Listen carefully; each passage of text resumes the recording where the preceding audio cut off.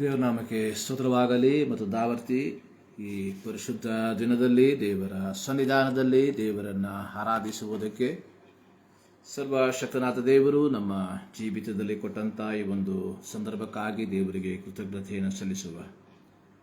ನಮ್ಮ ಕಣ್ಣುಗಳನ್ನು ಮುಚ್ಚಿ ನಮ್ಮ ಶಿರಗಳನ್ನು ಬಾಗಿ ಪ್ರಾರ್ಥನೆಯೊಂದಿಗೆ ಇಂದಿನ ಆರಾಧನೆಯನ್ನು ನಾವು ಪ್ರಾರಂಭಿಸುವ. ಪರಲೋಕದಲ್ಲಿರುವ ನಮ್ಮ ಪ್ರೀತಿಯ ತಂದೆಯಾದ ದೇವರೇ, ನಿಮ್ಮ ಪರಿಶುದ್ಧ ನಾಮಕ್ಕೆ ಸ್ತೋತ್ರ. ಮತ್ತು ದಾವರ್ತಿ ನಿಮ್ಮ ಸನ್ನಿಧಾನಕ್ಕೆ ನಾವು ಸೇರಿ ಬರುವಂತೆ ನಮ್ಮ ಜೀವಿತದಲ್ಲಿ ಕೊಟ್ಟಂಥ ಅವಕಾಶಕ್ಕಾಗಿ ಸ್ತೋತ್ರ.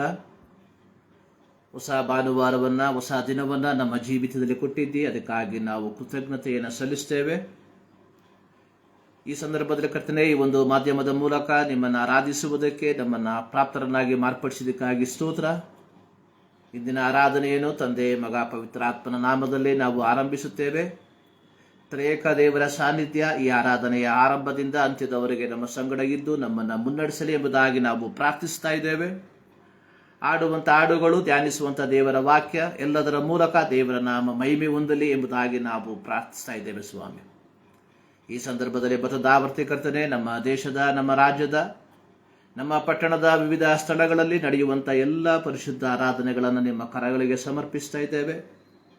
ಪ್ರತ್ಯೇಕವಾಗಿ ನಮ್ಮ ದೇಶದಲ್ಲಿ ನಡೆಯುತ್ತಿರುವಂಥ ಕರ್ತನೆ, ಆ ಯುದ್ಧದ ಭೀತಿಯಿಂದ ಬಿಡುಗಡೆಯನ್ನು ಕೊಡಪ್ಪ.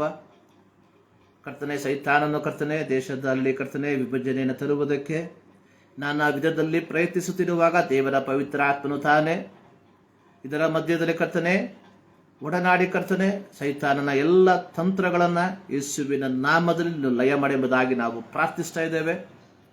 ದೇಶದಲ್ಲಿ ಶಾಂತಿ ಸಮಾಧಾನ ಕರ್ತನೆ ನೆಲೆಗೊಳ್ಳಲಿ ಎಂಬುದಾಗಿ ನಾವು ಪ್ರಾರ್ಥಿಸ್ತಾ ಇದ್ದೇವೆ. ಈ ಸಂದರ್ಭದಲ್ಲಿ ದಾವರ್ತಿ ಇಂದಿನ ಆರಾಧನೆ ದೇವರ ನಾಮದ ಮಹಿಮೆಗೆ ಕರ್ತನೆ ಕಾರಣವಾಗಿ ಮಾರ್ಪಡಲಿ ಎಂಬುದಾಗಿ ನಾವು ಪ್ರಾರ್ಥಿಸುತ್ತಾ ಯೇಸು ಕ್ರಿಸ್ತನ ನಾಮದಲ್ಲಿ ಬಿಡುತ್ತೇವೆ ನಮ್ಮ ಪ್ರೀತಿಯ ತಂದೆ, ಆಮೆನ್.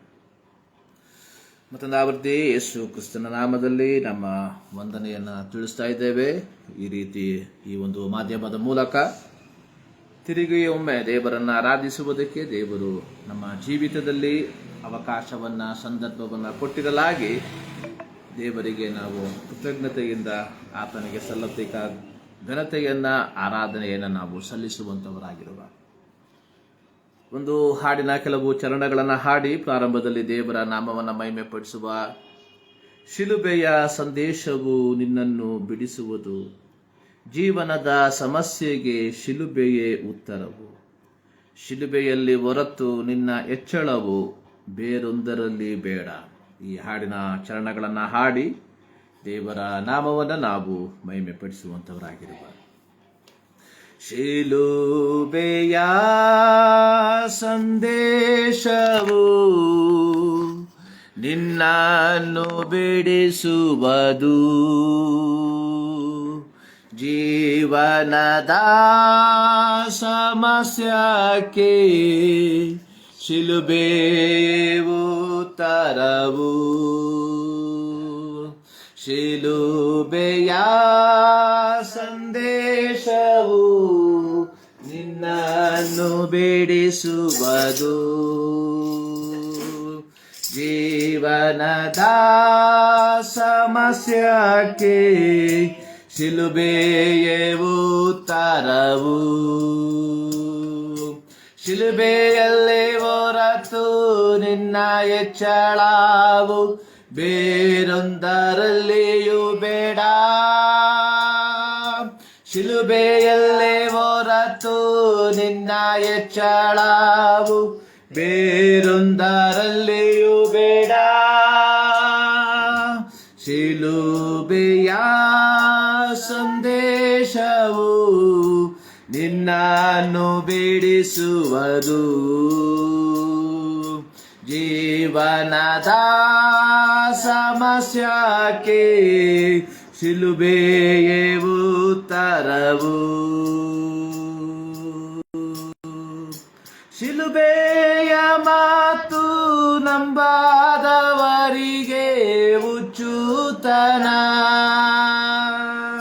ರಕ್ಷಣೆಯ ಮಾರ್ಗದಲ್ಲಿ ಇರುವವರಿಗೆ ದೇವಭಕ್ತಿ. ಶಿಲುಬೆಯ ಮಾತು ನಂಬಾದವರಿಗೆ ಹುಚ್ಚುತನ, ರಕ್ಷಣೆಯ ಮಾರ್ಗದಲ್ಲಿ ಇರುವವರಿಗೆ ದೇವಶಕ್ತಿ. ಯೇಸುವನ್ನು ಹಿಂಬಾಲಿಸುವುದು ಶಿಲುಬೆಯ ಮಾರ್ಗವು. ಯೇಸುವನ್ನು ಹಿಂಬಾಲಿಸುವುದು ಶಿಲುಬೆಯ ಮಾರ್ಗವು. ಆ ಮಾರ್ಗದಲ್ಲಿ ನಿತ್ಯ ಜೀವವು. ಶಿಲುಬೆಯ ಸಂದೇಶವು ನಿನ್ನನ್ನು ಬಿಡಿಸುವುದು. ಜೀವನದ ಸಮಸ್ಯೆಗೆ ಶಿಲುಬೆಯೇ ಉತ್ತರವು. ಶಿಲುಬೆಯ ದೃಶ್ಯ ನಂಬಾದವರಿಗೆ ಮಂಕುತನ, ರಕ್ಷಣೆಯ ಮಾರ್ಗದಲ್ಲಿ ಇರುವವರಿಗೆ ದಿವ್ಯ ಜ್ಯೋತಿ. ಶಿಲುಬೆಯ ದೃಶ್ಯ ನಂಬಾದವರಿಗೆ ಮಂಕುತನ, ರಕ್ಷಣೆಯ ಮಾರ್ಗದಲ್ಲಿ ಇರುವವರಿಗೆ ದಿವ್ಯ ಜ್ಯೋತಿ. ಲೋಕವನ್ನು ಜಯಿಸುವುದು ಶಿಷ್ಯತ್ವ ಮಾರ್ಗವು. ಲೋಕವನ್ನು ಜಯಿಸುವುದು ಶಿಷ್ಯತ್ವ ಮಾರ್ಗವು. ಆ ಮಾರ್ಗದಲ್ಲಿ ನಿತ್ಯಾನಂದವು. ಶಿಲುಬೆಯ ಸಂದೇಶವು ನಿನ್ನನ್ನು ಜೀವನದ ಸಮಸ್ಯೆಗೆ ಶಿಲುಬೆಯೇ ಉತ್ತರವು.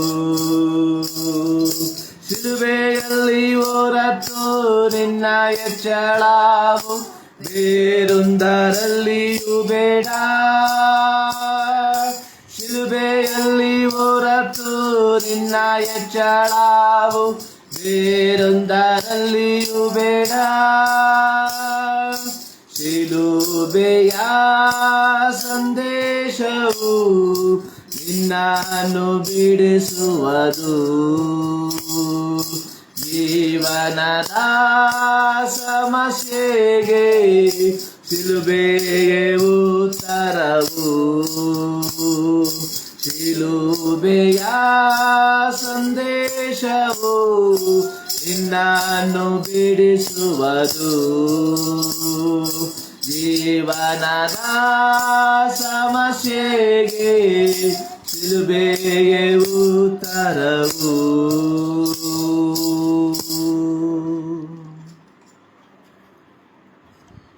ಹಲ್ಲೆಲೂಯಾ. ಶಿಲುಬೆಯ ಸಂದೇಶವು ನಿನ್ನನ್ನು ಬಿಡಿಸುವುದು. ಅಪೊಸ್ತಲನಾದ ಪೌಲ ಕೊರಿಂಥದವರಿಗೆ ಬರೆದ ಪತ್ರಿಕೆ 1ನೇ ಅಧ್ಯಾಯದ 23ನೇ ವಾಕ್ಯದಲ್ಲಿ, ಅದರ 18ನೇ ವಾಕ್ಯದಿಂದ ನಾವು ನೋಡುವಂಥ ಸಂದರ್ಭದಲ್ಲಿ 18ನೇ ವಾಕ್ಯದಲ್ಲಿ ಪೌಲನು ಹೇಳಿರುವಂಥದ್ದು ಶಿಲುಬೆಯ ವಿಷಯವಾದ ಮಾತು ನಾಶನದ ಮಾರ್ಗದಲ್ಲಿರುವವರಿಗೆ ಹುಚ್ಚು ಮಾತಾಗಿದೆ, ರಕ್ಷಣೆಯ ಮಾರ್ಗದಲ್ಲಿರುವ ನಮಗಾದರೂ ದೇವರ ಶಕ್ತಿಯಾಗಿದೆ. 23ನೇ ವಾಕ್ಯದಲ್ಲಿ ನಾವಾದರೋ ಶಿಲುಬೆಗೆ ಹಾಕಲ್ಪಟ್ಟವನಾದ ಕ್ರಿಸ್ತನನ್ನು ಪ್ರಚುರಪಡಿಸುತ್ತೇವೆ. ಇಂಥ ಕ್ರಿಸ್ತನ ಸಂಗತಿಯು ಯಹೂದ್ಯರಿಗೆ ವಿಘ್ನವು, ಅನ್ಯ ಜನರಿಗೆ ಹುಚ್ಚು ಮಾತು ಆಗಿದೆ. ಆದರೆ ದೇವರಿಂದ ಕರೆಸಿಕೊಂಡವರು ಯಹೂದ್ಯರಾಗಲಿ ಗ್ರೀಕರಾಗಲಿ ಅವರಿಗೆ ಇಂಥವನು ದೇವರ ಶಕ್ತಿಯು ದೇವರ ಜ್ಞಾನವೂ ಆಗಿರುವ ಕ್ರಿಸ್ತನೇ. ನಾವಾದರೂ ಶಿಲುಬೆಗೆ ಹಾಕಲ್ಪಟ್ಟವನಾದ ಕ್ರಿಸ್ತನನ್ನು ಪ್ರಚುರಪಡಿಸುತ್ತೇವೆ. ದೇವರು ನಮಗೆ ಅಧಿಕೃತವಾಗಿ ಕೊಟ್ಟಿರುವಂತಹ ಒಂದು ಸಂದೇಶ, ದೇವರು ಅಧಿಕೃತವಾಗಿ ನಮಗೆ ಒಪ್ಪಿಸಿರುವಂತಹ ಒಂದು ಜವಾಬ್ದಾರಿ, ಶಿಲುಬೆಗೆ ಹಾಕಲ್ಪಟ್ಟ ಕ್ರಿಸ್ತನನ್ನ ನಮ್ಮ ದೈನಂದಿನ ಜೀವಿತದ ಮೂಲಕ ಪ್ರತಿಬಿಂಬಿಸುವಂಥದ್ದಾಗಿದೆ. ಕಾರಣ, ಈ ಶಿಲುಬೆಯ ವಿಷಯವಾದ ಮಾತು ಅಥವಾ ಶಿಲುಬೆಯ ಸಂದೇಶ ರಕ್ಷಣೆಯ ಮಾರ್ಗದಲ್ಲಿ ಇರುವವರಿಗೆ ದಿವ್ಯವಾದಂತಹ ಒಂದು ಜ್ಯೋತಿಯಾಗಿದೆ. ಇಲ್ಲಿ ಪೌಲನು ಹೇಳಿರುವಂಥದ್ದು, ರಕ್ಷಣೆಯ ಮಾರ್ಗದಲ್ಲಿ ಇರುವಂಥವರಿಗೆ ಶಿಲುಬೆಯ ಸಂದೇಶ, ಶಿಲುಬೆಯ ಮಾತು ದೇವರ ಶಕ್ತಿಯಾಗಿದೆ. ಯಾರು ರಕ್ಷಣೆಯ ಮಾರ್ಗಕ್ಕೆ ಬರಬೇಕೆಂಬುದಾಗಿ ಬಯಸುತ್ತಾರೆ, ಅಂಥವರಿಗೆ ಶಿಲುಬೆಯ ಮಾತು ಉತ್ತೇಜನವನ್ನ ಕೊಡುವಂಥದ್ದಾಗಿದೆ. ಈ ಮುಂಜಾನೆಯಲ್ಲಿ ದೇವರ ಸನ್ನಿಧಾನದಲ್ಲಿ ದೇವರನ್ನ ಆರಾಧಿಸುವುದಕ್ಕೆ ನಾವು ಸೇರಿ ಬಂದಿರಲಾಗಿ, ಈ ಶಿಲುಬೆಯ ಮಾತಿನ ಮೂಲಕ, ಈ ಶಿಲುಬೆಯ ಸಂದೇಶದ ಮೂಲಕ ರಕ್ಷಣೆಯನ್ನ ಹೊಂದಿಕೊಂಡಿರುವಂತಹ ನಾವುಗಳು, ಯೇಸು ಕ್ರಿಸ್ತನಿಂದ ಅಧಿಕೃತವಾಗಿ ನೇಮಿತರಾದಂತಹ ನಾವುಗಳು ಈ ಶಿಲುಬೆಯ ಸಂದೇಶವನ್ನ ಇತರರಿಗೆ ಸಾರುವಂತವರಾಗಿರಬೇಕು. ಅಪೊಸ್ತಲನಾದ ಪೌಲ ರೋಮಾಪುರದವರಿಗೆ ಬರೆದ ಪತ್ರಿಕೆ 1ನೇ ಅಧ್ಯಾಯದ 16-17 ವಾಕ್ಯದಲ್ಲಿ ಹೇಳಿರುವಂಥದ್ದು, ಸುವಾರ್ತೆಯ ವಿಷಯದಲ್ಲಿ ನಾನು ನಾಚಿಕೆ ಕೊಳ್ಳುವವನಲ್ಲ. ಆ ಸುವಾರ್ತೆಯು ದೇವರ ಬಲ ಸ್ವರೂಪವಾಗಿದ್ದು, ಮೊದಲು ಯಹೂದ್ಯರಿಗೆ ಆಮೇಲೆ ಗ್ರೀಕರಿಗೆ, ಅಂತೂ ನಂಬುವವರೆಲ್ಲರಿಗೆ ರಕ್ಷಣೆಯನ್ನು ಉಂಟು ಮಾಡುವಂಥದ್ದಾಗಿದೆ. ಈ ಸುವಾರ್ತೆಯ ಸಂದೇಶ ನಂಬುವಂಥವರಿಗೆ ರಕ್ಷಣೆಯನ್ನ ಕೊಡುವಂಥದ್ದಾಗಿರುವುದರಿಂದ ಅಧಿಕೃತವಾಗಿ ಈ ಸುವಾರ್ತೆಯನ್ನ ಸಾರುವುದಕ್ಕೆ ದೇವರಿಂದ ನೇಮಿತರಾಗಿರುವ ನಾವುಗಳು ನಾಚಿಕೆ ಪಡದೆ ಸುವಾರ್ತೆಯನ್ನ ಸಾರುವಂತವರಾಗಿರಬೇಕು. ಕಾರಣ, ದೇವರಿಂದ ದೊರಕುವ ನೀತಿಯು ಅದರಲ್ಲಿ ತೋರಿ ಬರ್ತಾ ಇದೆ. ಈ ಸುವಾರ್ತೆಯಲ್ಲಿ ದೇವರಿಂದ ದೊರಕುವಂತ ನೀತಿ ತೋರಿ ಬರುವುದರಿಂದ ನಾವೇನ್ ಮಾಡಬೇಕು? ಈ ಸುವಾರ್ತೆಯ ನಂಬಿಕೆಯನ್ನು ಪ್ರಕಟಿಸುವಂತವರಾಗಿರಬೇಕು. ಕ್ರೈಸ್ತತ್ವ ಅನ್ನುವಂಥದ್ದು ಕೇವಲ ಧಾರ್ಮಿಕ ವಿಧಿವಿಧಾನಗಳನ್ನ ಆಚರಣೆ ಮಾಡುವುದಕ್ಕೆ ಇರುವಂತಹ ಒಂದು ಪಂಗಡವಲ್ಲ. ಕ್ರೈಸ್ತತ್ವ ಅನ್ನುವಂಥದ್ದು ಈ ಲೋಕದಲ್ಲಿ ಧಾರ್ಮಿಕ ವಿಧಿವಿಧಾನಗಳಿಗೆ ಒಳಪಡಬೇಕಾದಂತಹ ಒಂದು ಪಂಗಡವಲ್ಲ. ಕ್ರೈಸ್ತತ್ವ ಅನ್ನುವಂಥದ್ದು ತಪ್ಪಿ ಹೋದ ಮಗನಿಗೆ ರಕ್ಷಣೆಯನ್ನ ಕೊಡುವಂಥದ್ದು. ದೇವರಿಂದ ದೂರ ಹೋದಂಥವನನ್ನ ದೇವರ ಬಳಿಗೆ ಒಂದು ಸೇರಿಸುವಂಥದ್ದು ಕ್ರೈಸ್ತತ್ವದ ಉದ್ದೇಶ. ಹೀಗಿರಲಾಗಿ ದೇವರ ಮಕ್ಕಳಾಗಿರುವ ನಾವುಗಳು ಅನೇಕರಿಗೆ ರಕ್ಷಣೆಯನ್ನ ಉಂಟು ಮಾಡುವಂತ ಸುವಾರ್ತೆಯ ಬಾತ್ಮಿದಾರರಾಗಿರುವ ನಾವುಗಳು, ಅಧಿಕೃತ ಬಾತ್ಮಿದಾರರಾಗಿರುವ ನಾವುಗಳು ಈ ಸುವಾರ್ತೆಯ ಕುರಿತಾಗಿ ನಾಚಿಕೆ ಪಡದೆ ದೈನಂದಿನ ಜೀವಿತದಲ್ಲಿ ಕೇವಲ ಮಾತುಗಳ ಮೂಲಕವಾಗಿ ಮಾತ್ರವಲ್ಲ, ನಮ್ಮ ಕ್ರಿಯೆಗಳ ಮೂಲಕವಾಗಿ, ನಮ್ಮ ಜೀವಿತದ ಮೂಲಕವಾಗಿ ಪ್ರತಿಬಿಂಬಿಸುವಂತವರಾಗಿರಬೇಕು. ಯಾವ ರೀತಿಯಾಗಿ ಚಂದ್ರನು ಸೂರ್ಯನ ಬೆಳಕನ್ನ ಹೀರಿಕೊಂಡು ರಾತ್ರಿ ಜಾವಗಳಲ್ಲಿ ನಮಗೆ ಬೆಳಕನ್ನ ಕೊಡುತ್ತಾನೋ, ಹಾಗೆಯೇ ಯೇಸು ಕ್ರಿಸ್ತನ ಮಕ್ಕಳಾಗಿರುವ ನಾವುಗಳು ಈ ರಕ್ಷಣೆಯ ಈ ಸುವಾರ್ತೆಯನ್ನ, ಈ ಶಿಲುಬೆಯ ಸಂದೇಶವನ್ನ ನಮ್ಮ ಜೀವಿತದಲ್ಲಿ ಅಳವಡಿಸಿ ಆ ಶಿಲುಬೆಯ ಸಂದೇಶವನ್ನ ನಮ್ಮ ಜೀವಿತದ ಮೂಲಕ ಪ್ರತಿಬಿಂಬಿಸುವಂತವರಾಗಿರಬೇಕು. ನಾನು ಸರ್ವೇ ಸಾಮಾನ್ಯವಾಗಿ ಹೇಳುವಂಥದ್ದು ಸಂತ ಅಗಸ್ಟಿನ್ ರವರ ಒಂದು ಮಾತು, preach the gospel, use the word when it is necessary. ದೇವರ ವಾಕ್ಯವನ್ನು, ಸುವಾರ್ತೆಯನ್ನು ಸಾರಿರಿ, ಅವಶ್ಯವಿದ್ದಲ್ಲಿ ಮಾತ್ರ ಪದಗಳನ್ನು ಉಪಯೋಗಿಸಿ.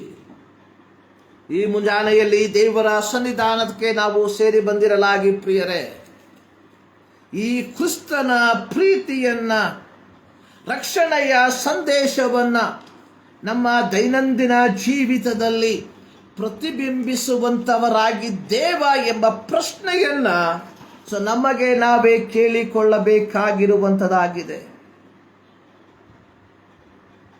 ದೇವರು ನಮ್ಮನ್ನ ಕರೆದು ಬೇರ್ಪಡಿಸಿರುವಂಥದ್ದು ಈ ಲೋಕಕ್ಕೆ ಸಾಕ್ಷಿಗಳಾಗಿರಬೇಕು ಎಂಬುದಕ್ಕಾಗಿ. ಯೇಸುವಿನ ಐಹಿಕ ಸೇವೆಯ ಸಂದರ್ಭದಲ್ಲಿ ಆತನು 12 ಮಂದಿ ಶಿಷ್ಯರನ್ನ ಆರಿಸಿಕೊಂಡಂತಹ ಉದ್ದೇಶ ತನ್ನ ಐಹಿಕ ಸೇವೆಯ ಕಾಲದಲ್ಲಿ ತನ್ನೊಂದಿಗಿದ್ದು ಕಲಿತಂಥದ್ದನ್ನ ತನ್ನ ಪುನರುತ್ಥಾನದ ನಂತರ ಜಗತ್ತಿಗೆ ಸಾರುವುದಕ್ಕೋಸ್ಕರವಾಗಿ. ಪ್ರಿಯರೇ, ಕಾಲಗಳಲ್ಲಿ ಯೇಸು ಕ್ರಿಸ್ತನ ಮೂಲಕ ಕೃಪೆಯಿದ್ದ ರಕ್ಷಣೆಯನ್ನ ಹೊಂದಿಕೊಂಡಿರುವಂತಹ ನಾವುಗಳು ಈ ರಕ್ಷಣೆಯ ಅನುಭವಕ್ಕೆ ಬಂದಿರುವಂಥದ್ದು ನಾನು ಪ್ರಾರಂಭದಲ್ಲಿ ಹೇಳಿದ ರೀತಿಯಲ್ಲಿ ಕೇವಲ ಧಾರ್ಮಿಕ ವಿಧಿವಿಧಾನಗಳನ್ನು ನೆರವೇರಿಸುವುದಕ್ಕೋಸ್ಕರವಾಗಿ ಅಲ್ಲ, ಬದಲಾಗಿ ಈ ಕ್ರಿಸ್ತನ ಸದ್ವರ್ತಮಾನವನ್ನ ಇತರರಿಗೆ ಸಾರುವುದಕ್ಕೋಸ್ಕರವಾಗಿ.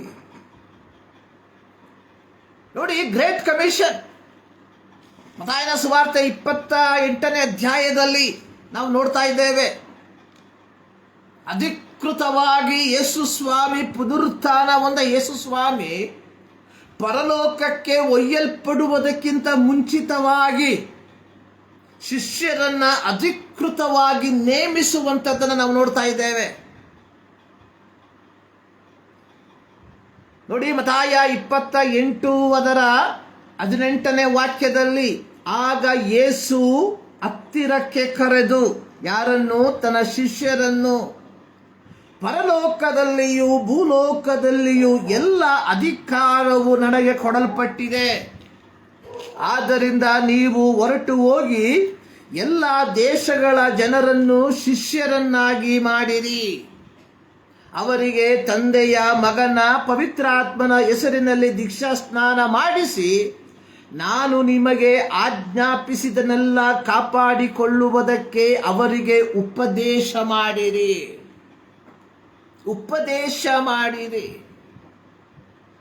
ನಾವು ಕರೆದು ಬೇರ್ಪಡಿಸಲ್ಪಟ್ಟಿರುವಂಥದ್ದು ಭಾನುವಾರದ ದಿನದಲ್ಲಿ ಒಂದು ಕಟ್ಟಡದಲ್ಲಿ ಕುಳಿತುಕೊಂಡು ಧಾರ್ಮಿಕ ವಿಧಿವಿಧಾನಗಳನ್ನು ಪೂರೈಸಿ ಮನೆಗೆ ಹೋಗುವುದಕ್ಕೋಸ್ಕರವಾಗಿ ಅಲ್ಲ.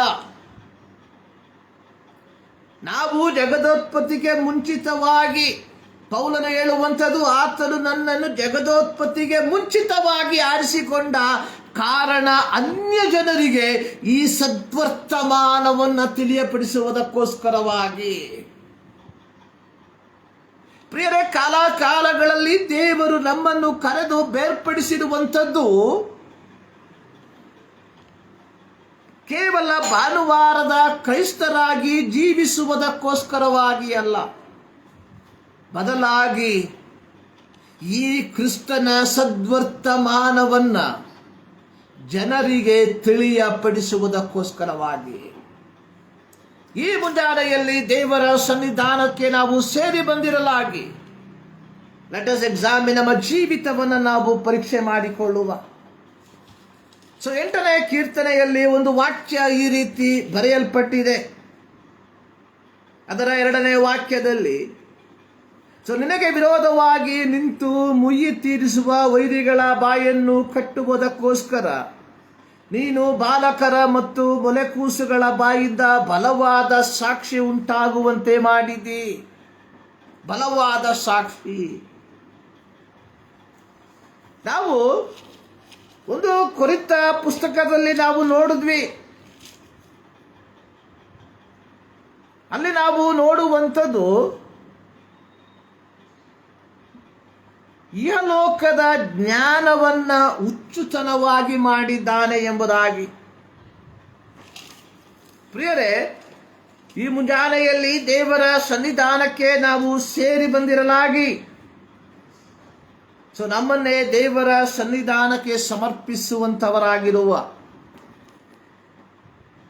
V are called with a particular intention. ಒಂದು ಪ್ರತ್ಯೇಕವಾದ ದೌತ್ಯವನ್ನ ಅಥವಾ ಪ್ರತ್ಯೇಕವಾದ ಉದ್ದೇಶವನ್ನ ಪೂರೈಸುವುದಕ್ಕೋಸ್ಕರವಾಗಿ ನಾವು ಕರೆಯಲ್ಪಟ್ಟವರಾಗಿದ್ದೇವೆ ಎಂಬುದನ್ನ ಈ ಮುಂಜಾನೆಯಲ್ಲಿ ಮತ್ತೊಂದು ಆವರ್ತಿ ನಾವು ಮನನ ಮಾಡಿಕೊಳ್ಳಬೇಕಾದಂಥದ್ದು ಬಹಳ ಪ್ರಾಮುಖ್ಯ. ಇಂದು ನೇಮಕವಾದಂತಹ ಶೀರ್ಷಿಕೆ reflecting divine love through authentic communication. ಅಧಿಕೃತವಾದ ಸಂವಹನದ ಮೂಲಕ ದೈವಿಕ ಪ್ರೀತಿಯನ್ನ ಪ್ರತಿಬಿಂಬಿಸುವಂಥದ್ದು. ಅಂದ್ರೆ ಅಧಿಕೃತವಾದಂತಹ ಅಥೆಂಟಿಕ್ ಆಗಿರುವಂತಹ ಕಮ್ಯುನಿಕೇಶನ್ ವಿ ನೋ, ವಿನಿಮಯ ಮಾಡಿಕೊಳ್ಳುವಂಥದ್ದು.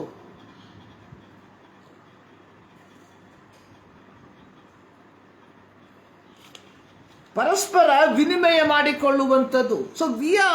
ನಾವುಗಳು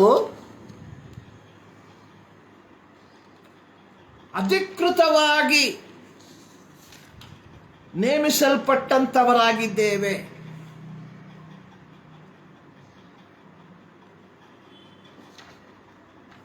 ಇದು ನೇಮಕವಾಗಿರುವಂತಹ ದೇವರ ವಾಕ್ಯ.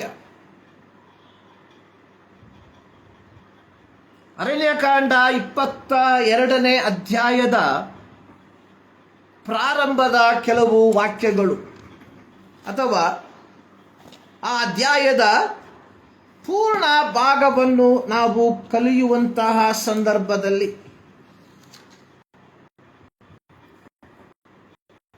ಈ ಒಂದು ಅಧ್ಯಾಯದ ಹಿನ್ನೆಲೆ ಎನ್ನುವಂಥದ್ದು ಇಸ್ರಾಯೇಲ್ಯರು ಐಗುಪ್ತದಿಂದ ಬಿಡುಗಡೆ ಹೊಂದಿ ಕಾನಾನ್ ದೇಶವನ್ನ ಗುರಿಯಾಗಿರಿಸಿಕೊಂಡು ತಮ್ಮ ಯಾತ್ರೆಯನ್ನ ಪ್ರಾರಂಭಿಸಿ ತಮ್ಮ ಯಾತ್ರೆಯನ್ನ ಮುಂದುವರೆಸಿ ಮೋವಾಬ್ಯರ ಬೈಲಿನಲ್ಲಿ ಬಂದು ಇಳುಕೊಂಡ್ರು. ಇಲ್ಲಿ ನಾವು ಕಾಣುವಂಥದ್ದು ಇವರ ಪ್ರಯಾಣದ ಮಧ್ಯದಲ್ಲಿ ಇವರು ಅನೇಕ ರಾಜರುಗಳನ್ನ ಸೋಲಿಸಿದ್ರು. ಅಲ್ಲಿ ನಾವು ಕಾಣುವಂಥದ್ದು ಎದೋಮ್ಯರನ್ನ, ಕಾನಾನ್ಯದ ಅರಸನಾದ ಆರಾದ್ ಪಟ್ಟಣದ ಅರಸನನ್ನ, ಅಮೋರಿಯರ ಅರಸನಾದಂತಹ ಸಿಹೋನನನ್ನ, ಬಾಷಾನಿನ ಅರಸನಾದಂತಹ ಓಗನನ್ನ. ಹೀಗೆ ಯಾವೆಲ್ಲ ದೇಶದವರು ತಮ್ಮನ್ನು ಇಸ್ರಾಯೇಲ್ಯರನ್ನು ತಮ್ಮ ದೇಶದ ಮೂಲಕ ಸಮಾಧಾನವಾಗಿ ಹಾದು ಹೋಗುವುದಕ್ಕೆ ಅವಕಾಶ ಕೊಡಲಿಲ್ಲವೋ ಅಂತ ದೇಶಗಳ ಮೇಲೆ ಯುದ್ಧ ಮಾಡಿ ಅವರನ್ನ ಸೋಲಿಸಿ ಈಗ ಯೋರ್ದಾನ್ ಹೊಳೆಯ ತೀರದಲ್ಲಿರುವಂತಹ ಮೋವಾಬ್ಯರ ಬೈಲಿನಲ್ಲಿ ಪಾಳೆಯ ಮಾಡಿಕೊಂಡ್ರು. ಸೊ ಇದನ್ನು ಕಂಡಂತಹ ಮೋವಾಬ್ಯರ ಅರಸನಾದಂತಹ ಬಾಲಾಕನು ಭಯ ಹಿಡಿದವನಾದನು. ಅದರ ಈ 3ನೇ ವಾಕ್ಯದಲ್ಲಿ, ಅರಣ್ಯಕಾಂಡ 22 ಅದರ 3ನೇ ವಾಕ್ಯದಲ್ಲಿ, ಇಸ್ರಾಯೇಲ್ಯರು ಬಹುಮಂದಿಯಾದದರಿಂದ ಮೋವಾಬ್ಯರು ಬಹು ದಿಗಿಲು ಪಟ್ಟರು. ಅವರು ಇಸ್ರಾಯೇಲ್ಯರ ವಿಷಯದಲ್ಲಿ ಸಹಿಸಲಾರದಷ್ಟು ಹೆದರಿಕೆಯುಳ್ಳವರಾದರು. ಸಹಿಸಲಾರದಷ್ಟು ಹೆದರಿಕೆ. ಕಾರಣ ದೇವರು ತಾನೇ ಅವರ ಮುಂಭಾಗದಲ್ಲಿ ನಡೆಯುವಂಥವನಾಗಿ ಅವರಿಗೋಸ್ಕರವಾಗಿ ಅದ್ಭುತವಾದಂತಹ ಮಾರ್ಗಗಳನ್ನು ಸಿದ್ಧಪಡಿಸುವಂಥದ್ದನ್ನು ನಾವು ಕಾಣ್ತೇವೆ. ಸೊ ಇಲ್ಲಿ ಮೋವಾಬ್ಯರ ಅರಸನಾದಂತಹ ಬಾಲಾಕ ಸೊ ಯುದ್ಧದ ಮೂಲಕವಾಗಿ ಇಸ್ರಾಯೇಲ್ಯರನ್ನ ಸೋಲಿಸುವುದು ಅಸಾಧ್ಯವೆಂಬುದಾಗಿ ಅರಿತಾಗ ತನ್ನ ಚಾಣಕ್ಷಣದ ಬುದ್ಧಿಯನ್ನ ಪ್ರಯೋಗಿಸುವಂತದಾಗಿ ನಾವು ನೋಡ್ತೇವೆ. ಸೊ ಇಲ್ಲಿ ನಾವು ಕಾಣುವಂಥದ್ದು ಮೋವಾಬ್ಯರ ಅರಸನಾದಂತಹ ಬಾಲಾಕನು ಬೆಯೋರನ ಮಗನಾದಂತಹ ಬಿಳಾಮನನ್ನ ಕರೆಸುವಂತದಾಗಿ ನೋಡುತ್ತೇವೆ. ಈ ಬಿಳಾಮನ ಕುರಿತಾಗಿ ನಾವು ನೋಡುವಂಥದ್ದು, ಇಲ್ಲಿ ಬಾಲಾಕನು ಹೇಳುವಂಥದ್ದು, ನೀನು ಬಂದು ನನಗೋಸ್ಕರ ಈ ಜನಕ್ಕೆ ಶಾಪ ಕೊಡಬೇಕು, ಆಗ ಅವರನ್ನು ಸೋಲಿಸಿ ಈ ದೇಶದಿಂದ ಹೊರಡಿಸಿ ಬಿಡುವುದಕ್ಕೆ ನನ್ನಿಂದಾದೀತು. ಸೊ ಕೇವಲ ಯುದ್ಧದಿಂದ ಮಾತ್ರ ಇವರನ್ನ ಗೆಲ್ಲುವುದಕ್ಕೆ ಸಾಧ್ಯವಿಲ್ಲ. ಸೊ ಇವರನ್ನ ನಾನು ಯುದ್ಧದ ಮೂಲಕ ಸೋಲಿಸಬೇಕಾದರೆ ನಿನ್ನ ಶಾಪದ ಮಾತುಗಳು ಸಹ ಬಹಳ ಪ್ರಾಮುಖ್ಯ. ಕಾರಣ ಈ ಬಿಳಾಮನ ಕುರಿತಾಗಿ ನಾವು ನೋಡುವಂಥದ್ದು, ಅಥವಾ ಈ ಬಿಳಾಮನ ಕುರಿತಾಗಿ ಬಾಲಾಕನು ಕೇಳಿದಂತಹ ಸಂಗತಿ, ಸೊ ನೀನು ಆಶೀರ್ವದಿಸುವುದರಿಂದ ಜನರಿಗೆ ಆಶೀರ್ವಾದವು ಶುಭವು, ನೀನು ಶಪಿಸುವುದರಿಂದ ಅಶುಭವು ಉಂಟಾಗುವುದೆಂದು ನಾನು ಬಲ್ಲೆನು. ಸೊ ನೋಡಿ, ಒಬ್ಬ ಅರಸ ತನ್ನ ಶತ್ರುವನ್ನ ನಿಗ್ರಹಿಸುವುದಕ್ಕೋಸ್ಕರವಾಗಿ ಕೇವಲ ಯುದ್ಧದ ಮೂಲಕವಾಗಿ ಮಾತ್ರವಲ್ಲ, ಬೇರೆ ಮಾರ್ಗಗಳ ಮೂಲಕವಾಗಿ ಅವರನ್ನ ಹತ್ತಿಕ್ಕುವುದಕ್ಕೋಸ್ಕರವಾಗಿ ಪ್ರಯತ್ನಿಸುವಂಥದ್ದನ್ನು ನಾವು ಕಾಣ್ತೇವೆ. ಇಲ್ಲಿ ಬಾಲಾಕ ಏನ್ ಮಾಡ್ತಾನೆ, ಕೆಲವು ಮಿದ್ಯಾನ್ಯರನ್ನ ಅಮ್ಮೋನಿಯರನ್ನ ಕಾಣಿಕೆ ಸಹಿತವಾಗಿ ಕಳಿಸ್ತಾ ಇದ್ದಾನೆ. ಬಿಳಾಮನು ಅವರನ್ನ ಬರಮಾಡ್ತಾ ಇದ್ದಾನೆ.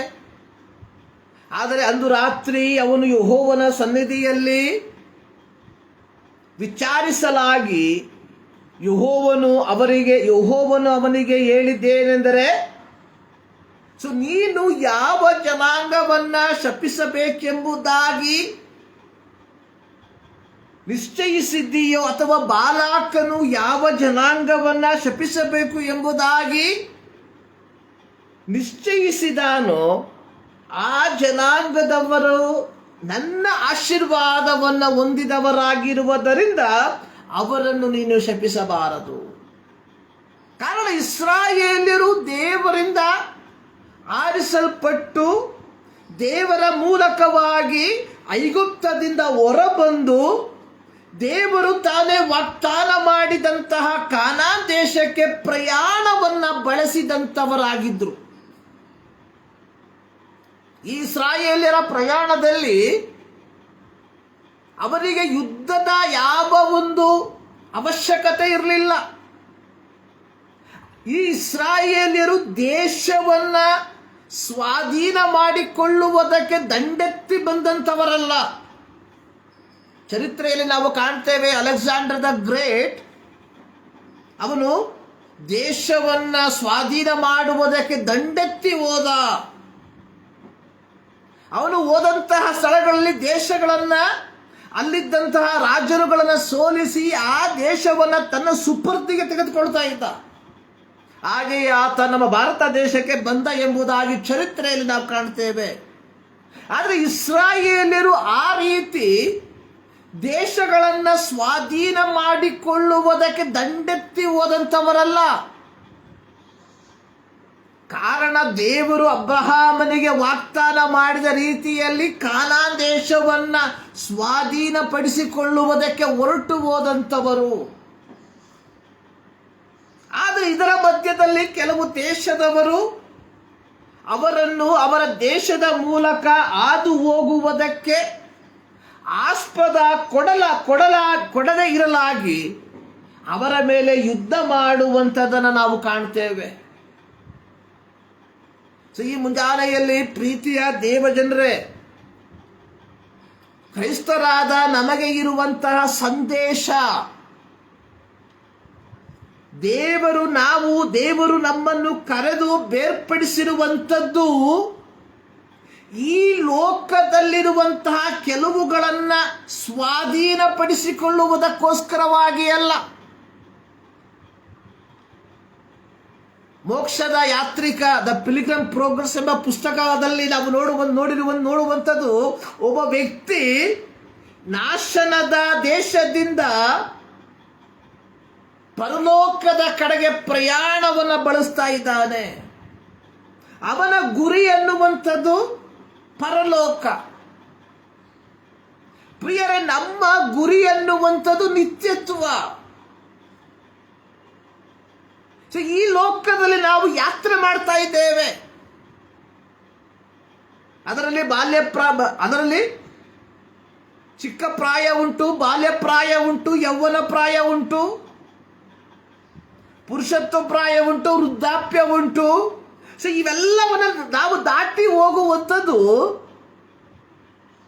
ಈ ಲೋಕದಲ್ಲಿ ಏನನ್ನಾದರೂ ಪಡಕೊಳ್ಳಬೇಕು ಎಂಬ ಉದ್ದೇಶದಿಂದ ಆಗಿರಬಾರ್ದು. ನಮ್ಮ ಪ್ರಯಾಣ ನಿತ್ಯತ್ವವನ್ನು ಪಡ್ಕೊಳ್ಬೇಕು ಎಂಬುದಾಗಿ. ಇಸ್ರಾಯೇಲ್ಯರು ಐಗುಪ್ತದಿಂದ ಹೊರಟಂಥದ್ದು ಕಾನಾನ್ ದೇಶವನ್ನು ಸ್ವಾಧೀನ ಮಾಡಿಕೊಳ್ಳುವುದಕ್ಕೋಸ್ಕರವಾಗಿ.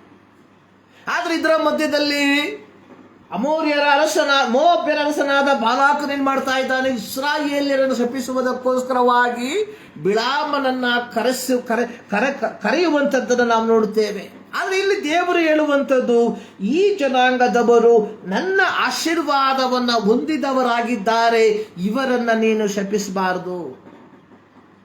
ಮೊದಲು ಬಂದಂತಹ ಜನರನ್ನ ಬಿಳಾಮ ಏನ್ ಮಾಡ್ದ? ವಾಪಸ್ ಕಳಿಸ್ಬಿಟ್ಟ. ಬಾಲಾಕ ಬೇರೆ ಜನರನ್ನ ಮತ್ತೆ ಕಳಿಸ್ಕೊಟ್ಟ, ಹೆಚ್ಚಾದಂತಹ ಕಾಣಿಕೆಯೊಂದಿಗೆ ಕಳಿಸ್ಕೊಟ್ಟ. ಕಾಣಿಕೆಯನ್ನ ಕಂಡಂತಹ ಬಿಳಾಮನ ಮನಸ್ಸು ಚಂಚಲಗೊಳ್ತು. ಪ್ರಾರಂಭದಲ್ಲಿ ದೇವರು ಹೇಳಿರುವಂಥದ್ದು, ಇವರು ನನ್ನ ಆಶೀರ್ವಾದವನ್ನ ಹೊಂದಿದಂಥವರು, ಇವರನ್ನು ಯಾವ ಕಾರಣಕ್ಕೂ ನೀನು ಶಪಿಸಬಾರದು.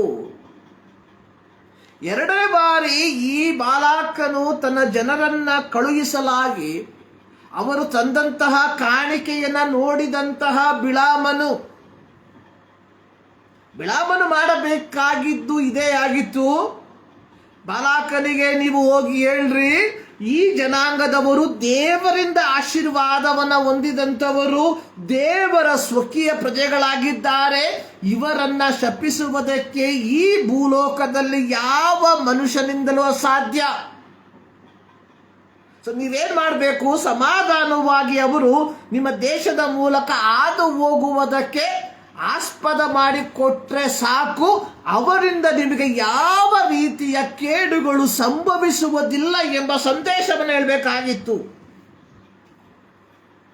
ಆದರೆ ಯಾವಾಗ ಈ ಐಶ್ವರ್ಯವನ್ನು ನೋಡಿದ್ನೋ, ಯಾವಾಗ ಅವರು ತಂದಂತಹ ಕಾಣಿಕೆಯನ್ನು ನೋಡಿದ್ನೋ, ಸೊ ಇದರ ಕುರಿತಾಗಿ ಪೇತ್ರ ಹೇಳಿರುವಂಥದ್ದು, ಬಿಳಾಮನು ಅಧರ್ಮದಿಂದ ದೊರಕುವಂತಹ ದ್ರವ್ಯವನ್ನ ಪ್ರೀತಿ ಮಾಡ್ದ.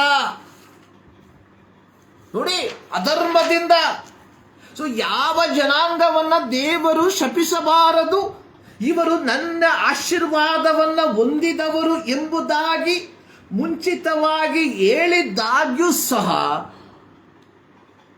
ಯಾವುದಾದರೂ ವಿಧದಲ್ಲಿ ಇವರನ್ನ ಶಪಿಸಿ ಬಾಲಾಕನ ಕೈಯಿಂದ ದ್ರವ್ಯವನ್ನ, ಬೆಳ್ಳಿ ಬಂಗಾರವನ್ನ ಪಡಕೊಳ್ಳಬೇಕು ಎಂಬ ಉದ್ದೇಶದಿಂದ ಆತ ಹೊರಟು ಹೋಗುವಂಥದ್ದಾಗಿ ನಾವು ನೋಡ್ತೇವೆ. ದೇವರ ಸೇವೆಯಲ್ಲಿ ತೊಡಗಿಸಿಕೊಂಡಿರುವಂತ ಪ್ರೀತಿಯ ಸೇವಕರೇ,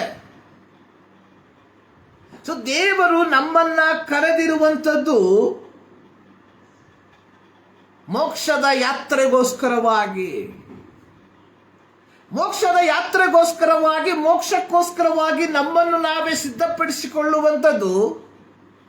ಅದರೊಂದಿಗೆ ಇತರರನ್ನ ಈ ರಕ್ಷಣೆಯ ಮಾರ್ಗಕ್ಕೆ ನಡೆಸುವಂಥದ್ದು. ಆದರೆ ಕಾಲಕ್ರಮೇಣ ಯಾತ್ರೆಯ ಪ್ರಯಾಣದಲ್ಲಿ ನಾವು ಅಧರ್ಮದಿಂದ ಕೂಡಿದ ದ್ರವ್ಯವನ್ನು ಸಂಪಾದಿಸುವುದಕ್ಕೋಸ್ಕರವಾಗಿ ಧರ್ಮವನ್ನು ಮೀರಿ ಅಧರ್ಮವನ್ನ ಪ್ರಸಂಗಿಸುವಂತವರಾಗಿ ಮಾರ್ಪಟ್ಟಿರುವಂಥದ್ರಲ್ಲಿ ಯಾವ ಸಂಶಯವೂ ಇಲ್ಲ. ಆಗ ನಿಮಗೆ ಒಂದು ಸಂಶಯಕ್ಕೆ ಬರ್ಬೋದು, ಯಾರಪ್ಪ ಈ ರೀತಿ ಮಾಡ್ತಾರೆ?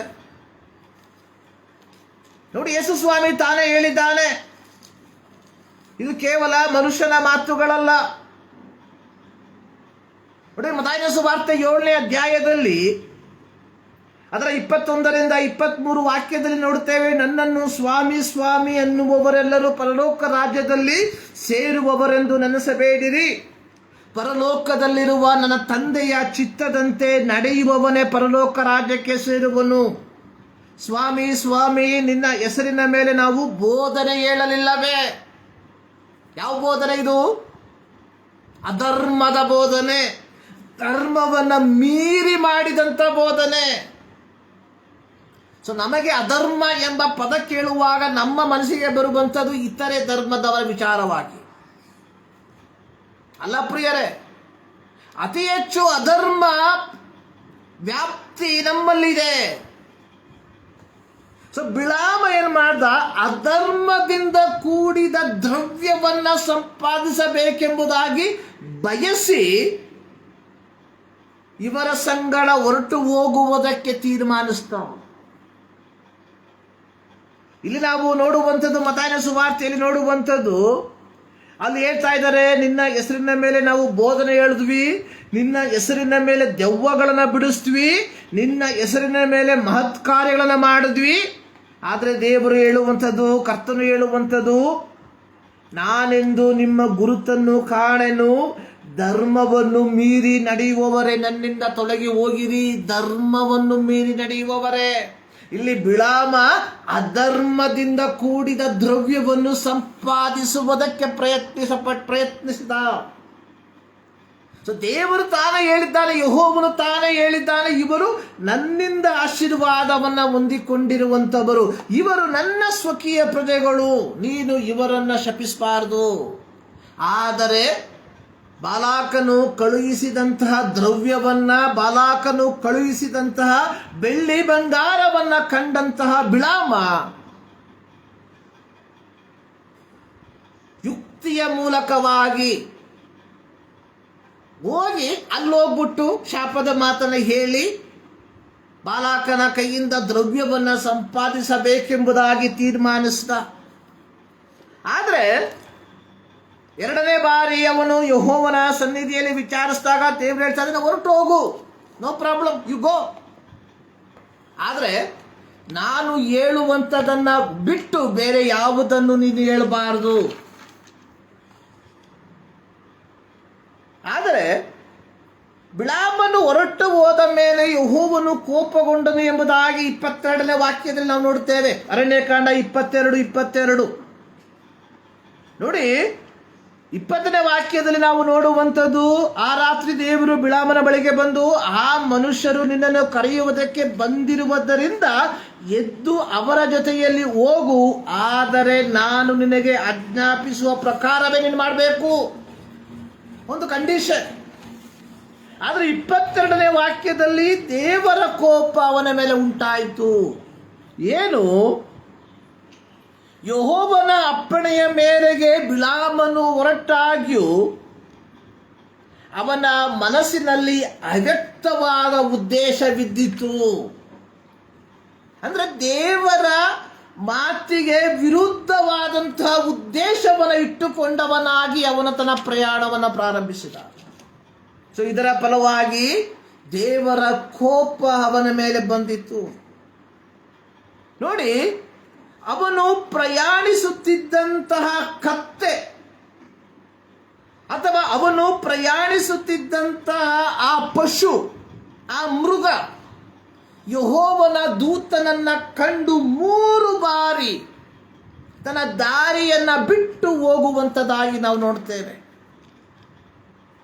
ಆದರೆ ಈ 3 ಬಾರಿಯೂ ಬಿಳಾಮನು ಯೆಹೋವನ ದೂತನನ್ನು ಕಾಣಲಿಲ್ಲ.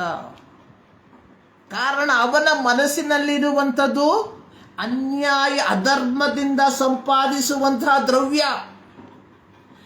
ಪ್ರಿಯ ದೇವರ ಮಕ್ಕಳೇ, ನಮ್ಮ ಮನಸ್ಸಿನಲ್ಲಿ ಅಧರ್ಮದಿಂದ ಸಂಪಾದಿಸಬೇಕೆಂಬ ದ್ರವ್ಯವನ್ನು ಸಂಪಾದಿಸಬೇಕೆಂಬ ಆ ಒಂದು ಮನೋಭಾವದಲ್ಲಿ ನಾವಿದ್ರೆ ನಾವು ದೇವರನ್ನ ಕಾಣೋದಿಲ್ಲ, ದೇವರ ವಾಕ್ಯವನ್ನ ಕಾಣೋದಿಲ್ಲ, ದೇವರ ವಾಕ್ಯವನ್ನ ಗ್ರಹಿಸೋದಿಲ್ಲ. ಆದರೆ 3ನೇ ಬಾರಿ ಯೆಹೋವನು ಬಿಳಾಮನ ಕಣ್ಣನ್ನ ತೆರೆದ.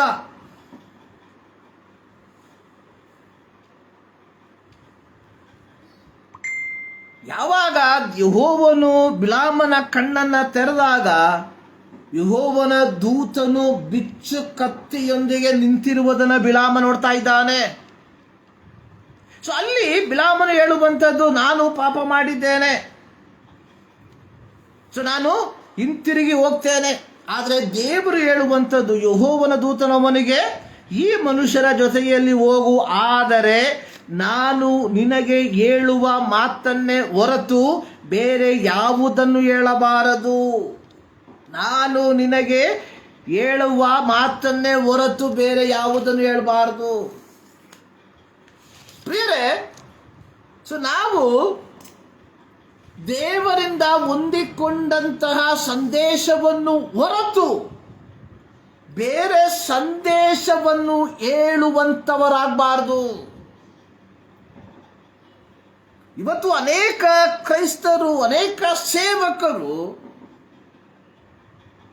ಸ್ವ ಆರ್ಥಿಕ ಲಾಭಕ್ಕೋಸ್ಕರವಾಗಿ ದೇವರ ಹೆಸರನ್ನ ಉಪಯೋಗಿಸಿ ವ್ಯರ್ಥವಾದ ಮಾತುಗಳನ್ನು ಹೇಳಿ ಜನರನ್ನ ಮೋಸಗೊಳಿಸುವಂಥದ್ದಾಗಿ ನಾವು ನೋಡ್ತಾ ಇದ್ದೇವೆ.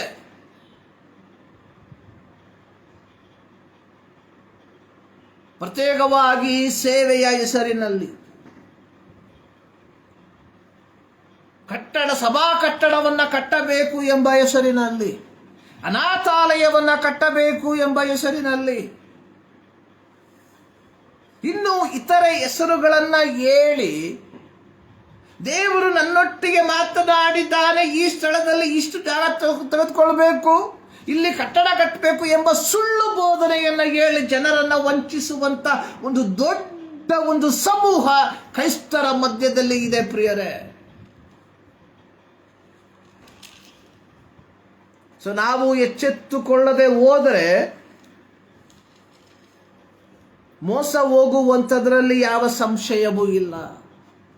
ಸೊ ಇಲ್ಲಿ ಯೆಹೋವನ ದೂತನು ಅವನಿಗೆ, ನಾನು ನಿನಗೆ ಹೇಳುವುದನ್ನೇ ಹೊರತು ಬೇರೆ ಯಾವುದನ್ನು ಹೇಳಬಾರದು ಎಂಬುದಾಗಿ ಹೇಳುವಂಥದ್ದನ್ನು ನಾವು ನೋಡುತ್ತೇವೆ.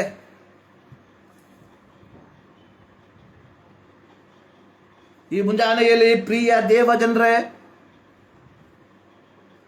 ದೇವರು ನಮಗೆ ಒಪ್ಪಿಸಿಕೊಟ್ಟಿರುವಂತಹ ರಕ್ಷಣೆಯ ಸಂದೇಶವನ್ನ ಹೊರತು ಜನರಿಗೆ ಮಾನಸಾಂತರಕ್ಕೆ ಕಾರಣವಾಗುವಂತ ಸಂದೇಶ ಹೊರತು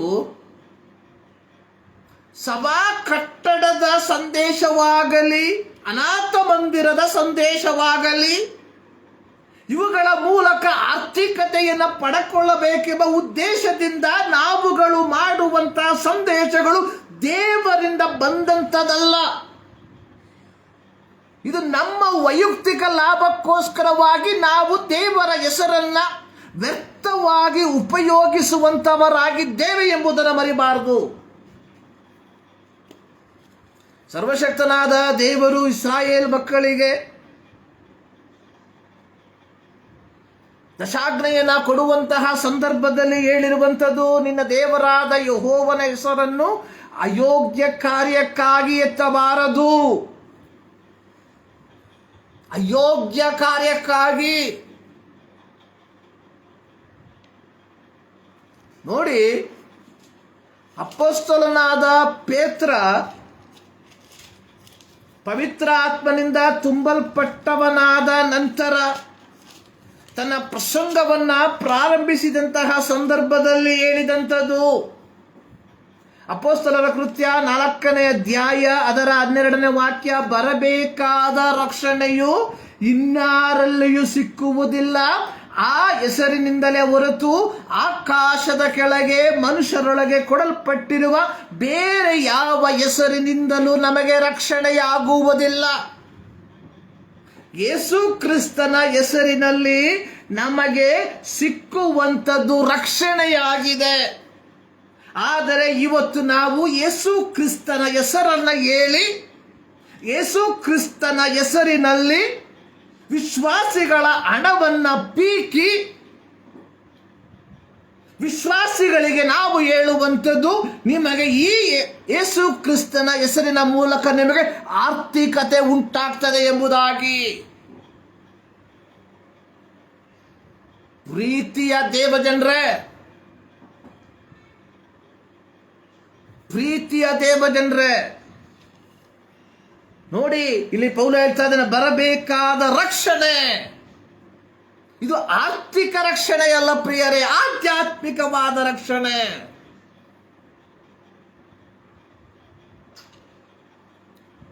ಯೆಹೋವನು ಹೇಳ್ತಾ ಇದ್ದಾನೆ, ನಾನು ಹೇಳಬೇಕಾಗಿರುವಂಥದ್ದನ್ನು ನಾನು ಹೇಳಬೇಕು ಎಂಬುದಾಗಿ ಹೇಳಿರುವಂಥದ್ದನ್ನ ಬಿಟ್ಟು ಬೇರೆ ಯಾವುದನ್ನು ಹೇಳಬಾರ್ದು. ಸೊ ನಮ್ಮ ದೈನಂದಿನ ಜೀವಿತದಲ್ಲಿ ನೋಡಿ, ಇಲ್ಲಿ ನಾವು ಗಮನಿಸಬೇಕಾದಂತಹ ಒಂದು ಅಂಶ ಅನ್ನುವಂಥದ್ದು, ಯೆಹೋವನು ಕತ್ತೆಯ ಮೂಲಕ ಮಾತನಾಡ್ದ. ಕತ್ತೆಯ ಮೂಲಕ ಮಾತನಾಡ್ದ.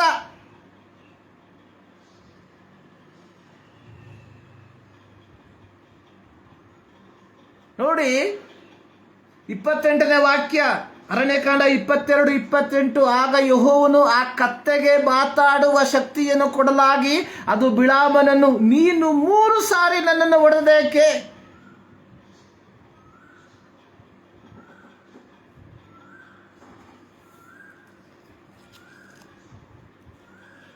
ಮೂರು ಸಾರಿ. ಕತ್ತೆ ಯೆಹೋವನ ದೂತನನ್ನ ನೋಡಿ ದಾರಿ ಬಿಟ್ಟು ಹೋಗುತ್ತಿರಲಾಗಿ ಬಿಳಾಮನು ಸಹಿಸಲಾಗದೆ ಕತ್ತೆಯನ್ನ ಹೊಡೆದ.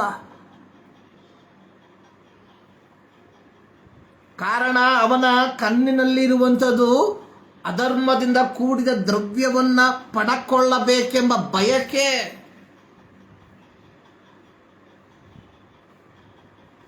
ಇವತ್ತು ಭಾನುವಾರದ ಆರಾಧನೆ ಎನ್ನುವಂಥದ್ದು ಹಲವು ಸಭೆಗಳಿಗೆ, ಎಲ್ಲ ಸಭೆಗಳಿಗೆ ಎಂಬುದಾಗಿ ನಾನು ಹೇಳುವುದಿಲ್ಲ, ಹಲವು ಸಭೆಗಳಿಗೆ, ಹಲವು ಸೇವಕರಿಗೆ ಯಾವ ರೀತಿಯಾಗಿ ವಿಶ್ವಾಸಿ ವೃಂದದವರನ್ನ ಮೋಸಗೊಳಿಸಿ ವಂಚಿಸಿ ಅವರಲ್ಲಿರುವಂತಹ ಆರ್ಥಿಕತೆಯನ್ನು ಪೀಕುವುದು ಎಂಬುದಾಗಿದೆ ಉದ್ದೇಶ.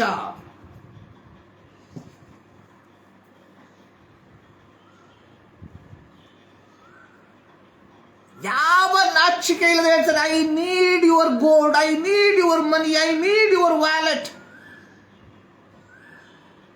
ಯಾವ ನಾಚಿಕೆ ಇಲ್ಲದೆ ಹೇಳ್ತಾರೆ. ಸೊ ನನಗೆ ನಿಮ್ಮ ಬಂಗಾರ ಬೇಕು, ನನಗೆ ನಿಮ್ಮ ವಾಚ್ ಬೇಕು, ನನಗೆ ನಿಮ್ಮ ಇದು ಬೇಕು. ಇವರು ಯಾರು? ದೇವರಿಂದ ಕಳುಹಿಸಲ್ಪಟ್ಟವರಲ್ಲ ಪ್ರಿಯರೇ, ಅರ್ಥ ಮಾಡ್ಕೊಳ್ಳಿ.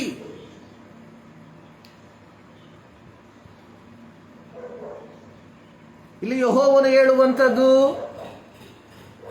ನಾನು ಹೇಳುವ ಮಾತನ್ನೇ ಹೊರತು ಬೇರೆ ಯಾವುದನ್ನು ಹೇಳಬಾರದು. ಈ ಮುಂಜಾನೆಯಲ್ಲಿ ನನ್ನನ್ನು ಕೇಳುವಂತಹ ಪ್ರೀತಿಯ ದೇವ ಜನರೇ, ನಾವು ಹೇಳುವಂತಹ, ನಾವು ಪ್ರಸಂಗಿಸುವಂತಹ ಮಾತುಗಳು ದೇವರಿಂದ ಬಂದಿರುವಂತಹದ. ಸೊ ಇಲ್ಲದೆ ಹೋದ್ರೆ ಏನಾಗ್ತದೆ, ಎಂಬುದಾಗಿ ಪ್ರಕಟಣೆ ಪುಸ್ತಕದಲ್ಲಿ ನಾವು ನೋಡ್ತೇವೆ. 22ನೇ ಅಧ್ಯಾಯ 18ನೇ ವಾಕ್ಯ. ಈ ಪುಸ್ತಕದ ಪ್ರವಾದನ ವಾಕ್ಯಗಳನ್ನು ಕೇಳುವ ಪ್ರತಿಯೊಬ್ಬನಿಗೆ ನಾನು ಹೇಳುವ ಸಾಕ್ಷಿ ಏನೆಂದರೆ, ಇದು ಸರ್ವಶಕ್ತನಾದ ದೇವರು ತಾನು, ಯೇಸು ಕ್ರಿಸ್ತನು ತಾನೇ ಹೇಳುವಂಥದ್ದು. ಈ ಪ್ರವಾದನ ವಾಕ್ಯಗಳನ್ನು ಕೇಳುವ ಪ್ರತಿಯೊಬ್ಬನಿಗೆ ನಾನು ಹೇಳುವ ಸಾಕ್ಷಿ, ಇವುಗಳಿಗೆ ಯಾವನಾದರೂ ಹೆಚ್ಚು ಮಾತುಗಳನ್ನು ತಂದು ಹಾಕಿದರೆ ದೇವರು ಅವನ ಮೇಲೆ ಈ ಪುಸ್ತಕದಲ್ಲಿ ಬರೆದಿರುವ ಉಪದ್ರವಗಳನ್ನು ತಂದು ಹಾಕುವನು. ಸೊ ಯಾವನಾದರೂ ಈ ಪುಸ್ತಕದಲ್ಲಿರುವ ಮಾತುಗಳಲ್ಲಿ ಒಂದನ್ನಾದರೂ ತೆಗೆದು ಬಿಟ್ಟರೆ, ಈ ಪುಸ್ತಕದಲ್ಲಿ ಬರೆದಿರುವ ಪರಿಶುದ್ಧ ಪಟ್ಟಣದಲ್ಲಿಯೂ ಜೀವ ವೃಕ್ಷದಲ್ಲಿಯೂ ಅವನಿಗಿರುವ ಪಾಲನ್ನು ದೇವರು ತೆಗೆದು ಬಿಡ್ತಾನೆ. ಅರ್ಥ, ನಾವು ನಿತ್ಯತ್ವವನ್ನು ಹೊಂದಿಕೊಳ್ಳೋದಿಲ್ಲ. ನಾನು ಪ್ರಾರಂಭದಲ್ಲಿ ಹೇಳಿದೆ, ವಿ ಆರ್ ಟ್ರಾವೆಲರ್. ಸೊ ನಾವು ಈ ಲೋಕದ ಯಾತ್ರಿಕರು. ಸೊ ನಮ್ಮ ಲಕ್ಷ್ಯ, ನಮ್ಮ ಗುರಿ ಎನ್ನುವಂಥದ್ದು ನಿತ್ಯತ್ವ. ಸೊ ಈಗಿರಲಾಗಿ ಈ ಲೋಕದಲ್ಲಿರುವಂಥದ್ದನ್ನ ಹೊಂದಿಕೊಳ್ಳುವುದಕ್ಕೋಸ್ಕರವಾಗಿ ನಾವು ನಮ್ಮ ಸಮಯವನ್ನು ವ್ಯರ್ಥ ಮಾಡಬಾರ್ದು. ಯೇಸು ಸ್ವಾಮಿ ಹೇಳ್ತಾ ಇದ್ದಾನೆ, ಮೊದಲು ದೇವರ ರಾಜ್ಯಕ್ಕಾಗಿ ನೀತಿಗಾಗಿ ತವಕಪಟ್ರೆ, ಅಂದ್ರೆ ನೀವು ದೇವರ ರಾಜ್ಯಕ್ಕೋಸ್ಕರವಾಗಿ ಆ ಒಂದು ಲಕ್ಷ್ಯದಿಂದ ನೀವು ಮುಂದಕ್ಕೆ ಹೋಗ್ರಿ. ಈ ಲೋಕದಲ್ಲಿ ನಿಮಗೆ ಏನೇನು ಬೇಕು, ಈ ಕಾರಣದಿಂದ ಏನು ಊಟ ಮಾಡಬೇಕು, ಏನು ಹೊತ್ಕೊಳ್ಬೇಕು, ಏನು ಕುಡಿಬೇಕು ಎಂಬುದಾಗಿ ಯೋಚನೆ ಮಾಡಬೇಡ್ರಿ. ಅಜ್ಞಾನಿಗಳು ಇದಕ್ಕಾಗಿ ಯೋಚನೆ ಮಾಡ್ತಾರೆ. ಸೊ ನಿಮಗೆ ಇವೆಲ್ಲ ಬೇಕು, ನಿಮಗೆ ವಿದ್ಯಾಭ್ಯಾಸ ಬೇಕು, ದೇವರಿಗೆ ಗೊತ್ತು.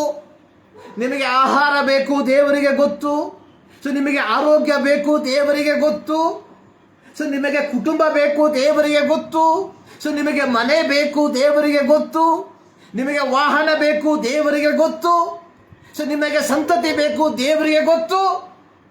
ಎಲ್ಲ ದೇವರಿಗೆ ಗೊತ್ತು. ಸೊ ನಿನ್ನ ಗುರಿ ಎನ್ನುವಂಥದ್ದು ನಿತ್ಯತ್ವವನ್ನು ಹೊಂದಿಕೊಳ್ಳುವಂಥದ್ದು, ಅಂದ್ರೆ ಪವಿತ್ರವಾಗಿ ಜೀವಿಸುವಂಥದ್ದು. ಪವಿತ್ರತೆಯಲ್ಲಿ ಜೀವಿಸಿದ್ರೆ, ಸೊ ಈ ಲೋಕದಲ್ಲಿ ನಿನಗೆ ಬೇಕಾದದೆಲ್ಲವನ್ನ ದೇವರು ನಿನಗೆ ಕೊಡ್ತಾನೆ. ಅದನ್ನು ನೀನು ಉಪಯೋಗ ಮಾಡ್ಕೊಳ್ಬೇಕಷ್ಟೇ. ಓದುವುದಕ್ಕೆ ದೇವರು ಅವಕಾಶ ಕೊಡ್ತಾನೆ, ಓದಬೇಕು. ಆವಾಗಲೂ ಓದುವಂತಹ ಸಂದರ್ಭದಲ್ಲೂ ಪವಿತ್ರತೆಯಲ್ಲಿ ನೀನು ನಿನ್ನನ್ನು ಕಾಪಾಡ್ಕೊಳ್ಬೇಕು. ಸೊ ಕೆಲಸ ಮಾಡುವಂತ ಅವಕಾಶ ದೇವರು ಕೊಡ್ತಾನೆ, ಕೆಲಸ ಮಾಡಬೇಕು. ಆ ಸಂದರ್ಭದಲ್ಲಿಯೂ ಪವಿತ್ರತೆಯನ್ನು ನೀನು ಕಾಪಾಡ್ಕೊಳ್ಬೇಕು. ದೊಡ್ಡ ಬಿಸ್ನೆಸ್ ಮಾಡುವಂತಹ ಸಂದರ್ಭ ದೇವರಿಗೆ ಕೊಟ್ರೆ ಬಿಸ್ನೆಸ್ ಮಾಡು. ಅಲ್ಲೂ ಸಹ ಅನ್ಯಾಯವಾಗಿ ಅಧರ್ಮದಿಂದ ಸಂಪಾದನೆ ಮಾಡೋದಕ್ಕೆ ಹೋಗದೆ ನಂಬಿಗಸ್ತಿಕೆಯಿಂದ ನೀನು ಸೇವೆ ಮಾಡು, ಕೆಲಸ ಮಾಡು.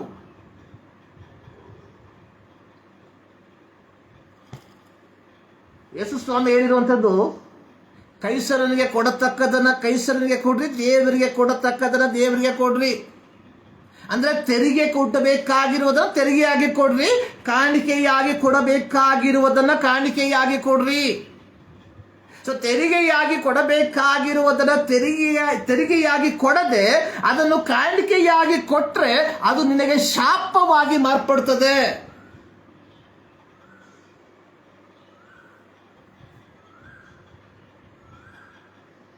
ಅದೇ ಹೇಳಿದ್ದು, ಬಿಳಾಮ ಅಧರ್ಮದಿಂದ ದ್ರವ್ಯವನ್ನ ಸಂಪಾದಿಸುವುದಕ್ಕೆ ಬಯಸ್ತ.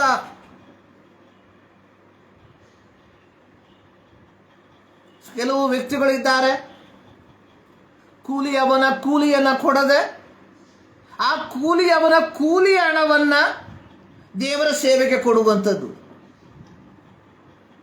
ಸೊ ಈಗ ನಾವು ದೊಡ್ಡ ವ್ಯಕ್ತಿ ಎಂಬುದಾಗಿ ತೋರ್ಪಡಿಸುವಂಥದ್ದು. ಇದು ನಿನ್ನ ಜೀವಿತಕ್ಕೆ ಆಶೀರ್ವಾದವಲ್ಲ, ಇದು ನಿನ್ನ ಜೀವಿತಕ್ಕೆ ಶಾಪಕ್ಕೆ ಕಾರಣವಾಗಿ ಮಾರ್ಪಡ್ತದೆ. ಮರಿಬೇಡ್ರಿ.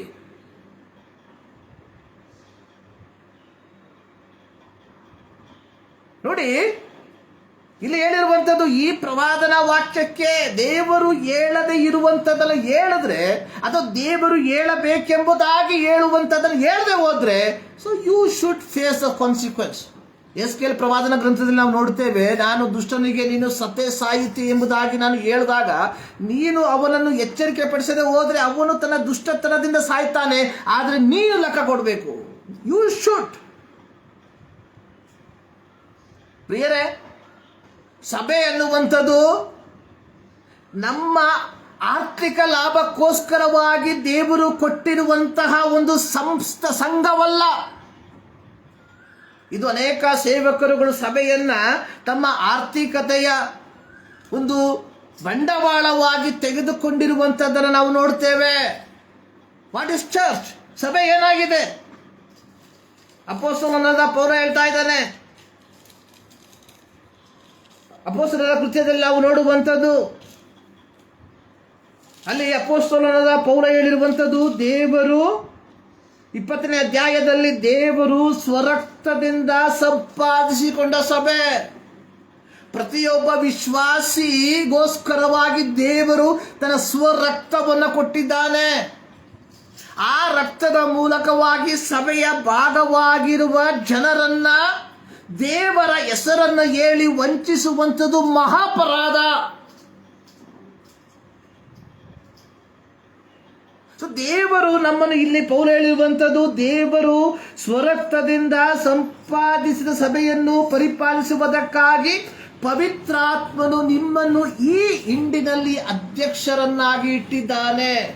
ಅಂದ್ರೆ ದೇವರು ಒಬ್ಬ ವ್ಯಕ್ತಿಯನ್ನ ಅವನ ಪಾಪಮಯವಾದ ಜೀವಿತದಿಂದ ಪರಿಶುದ್ಧಗೊಳಿಸಿ ನಿನ್ನ ಕೈಗೆ ಕೊಟ್ಟಿದ್ದಾನೆ.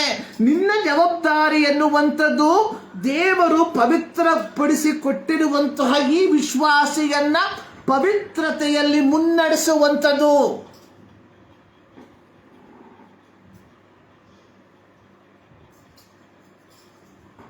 ಯೋಚನೆ ಮಾಡಿ, ನಾವು ಮಾಡ್ತಾ ಇದ್ದೇವಾ?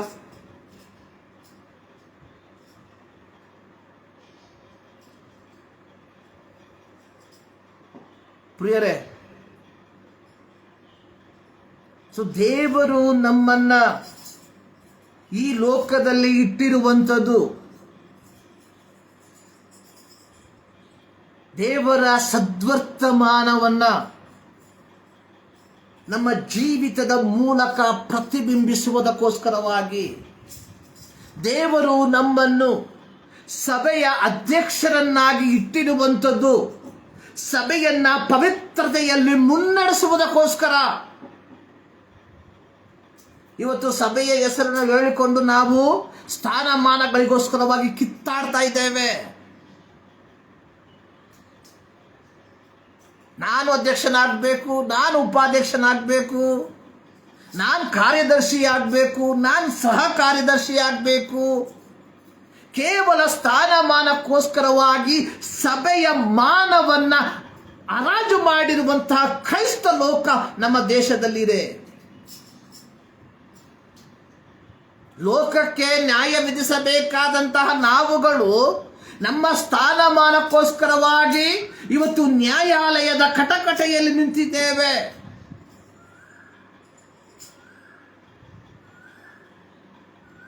ಇದಕ್ಕಿಂತಲೂ ವಿಪರ್ಯಾಸವಾದದ್ದು ಬೇರೆ ಯಾವುದೂ ಇಲ್ಲ.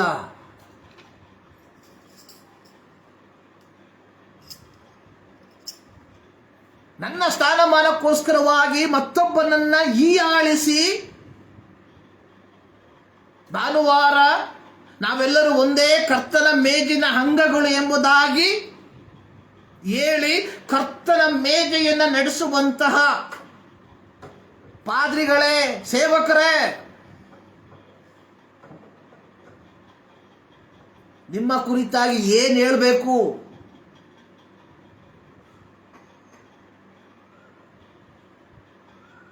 ಸೊ ದೇವರು ಹೇಳಬೇಕೆಂಬುದಾಗಿ ಹೇಳಿರುವುದನ್ನ ಹೊರತು ಬೇರೆ ಯಾವುದನ್ನು ನಾವು ಹೇಳ್ತಿದೀವ? ಸೊ ಏನು ಹೇಳಬೇಕು ಎಂಬುದನ್ನ ಹೇಳದೆ ಹೇಳಬಾರದನ್ನ ಹೇಳಿ ಮನುಷ್ಯರ ವಿಶ್ವಾಸಿಗಳ ಮನಸ್ಸನ್ನ ಕೆಡಿಸಿ ನಿಮ್ಮ ಸ್ವಾರ್ಥಕ್ಕೋಸ್ಕರವಾಗಿ ಯೇಸು ಸ್ವಾಮಿ ಜನರ ಗುಂಪನ್ನು ನೋಡಿ ಕನಿಕರಪಟ್ಟ, ಕುರುಬನಿಲ್ಲದ ಕುರಿಗಳಂತೆ ತೊಳಲ್ತಾ ಇದ್ದಾರೆ ಎಂಬುದಾಗಿ. ಅಂದ್ರೆ ಅಂದು ಸಹ ಫರಿಸಾಯರಿದ್ರು, ಅಂದು ಸಹ ಮಹಾಯಾಜಕರಿದ್ರು. ಆದರೆ ಜನರನ್ನ ಸತ್ಯವಾದ ಮಾರ್ಗದಲ್ಲಿ ನಡೆಸಬೇಕಾಗಿದ್ದಂತಹ ಮಹಾಯಾಜಕರು ಫರಿಸಾಯರು ತಮ್ಮ ಸ್ವಾರ್ಥದಲ್ಲಿ ಅವರು ಮುಳುಗಿ ಹೋಗಿದ್ರು. ಇವತ್ತು ಅದೇ ಆಗಿದೆ ಕ್ರೈಸ್ತ ಲೋಕದಲ್ಲಿ. ಜನರನ್ನ ದೇವರು ಸ್ವರಕ್ತ ಕೊಟ್ಟು ಸಂಪಾದಿಸಿದ ಸಭೆ ಅಂದ್ರೆ ಏನು? ದೇವರು ಅಪವಿತ್ರವಾದ ವ್ಯಕ್ತಿಯನ್ನು ತನ್ನ ರಕ್ತದ ಮೂಲಕ ಪವಿತ್ರಗೊಳಿಸಿ ಒಬ್ಬ ಪಾಸ್ಟರ್ ಕೈಯಲ್ಲಿ ಒಪ್ಪಿಸಿಕೊಟ್ಟಿರಲಾಗಿ ಆ ಪಾಸ್ಟರ್ ಆಗಿರುವಂತಹ ವ್ಯಕ್ತಿ ಆ ದೇವರು ಪವಿತ್ರಗೊಳಿಸಿದಂತಹ ವ್ಯಕ್ತಿಯನ್ನ ಪವಿತ್ರತೆಯಲ್ಲಿ ಮುನ್ನಡೆಸಬೇಕಾದಂತಹ ಸ್ಥಳದಲ್ಲಿ ಅಪವಿತ್ರಕ್ಕೆ ನಡೆಸ್ತಾ ಇರುವಂಥದ್ದು ವಿಪರ್ಯಾಸವಲ್ಲದೆ ಮತ್ತೇನು?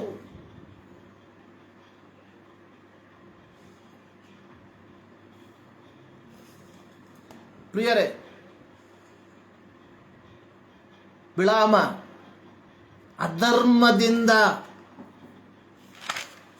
ಅಧರ್ಮದಿಂದ ದೊರಕುವ ದ್ರವ್ಯವನ್ನ ಪ್ರೀತಿ ಮಾಡ್ದ.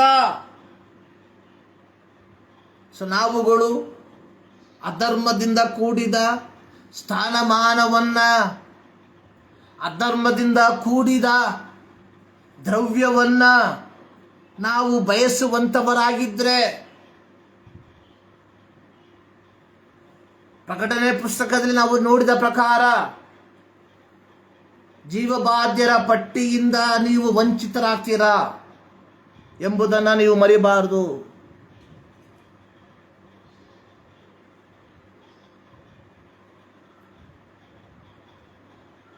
ಸೊ ಎರಡನೇದಾಗಿ, so we should communicate the grace in the midst of judgment. So ಒಂದು, we should communicate what God has told. ದೇವರು ಹೇಳುವಂಥದ್ದನ್ನು ಮಾತ್ರ ನಾವು ಹೇಳಬೇಕು. ಸೊ ಎರಡು, we have to communicate grace in the midst of judgment.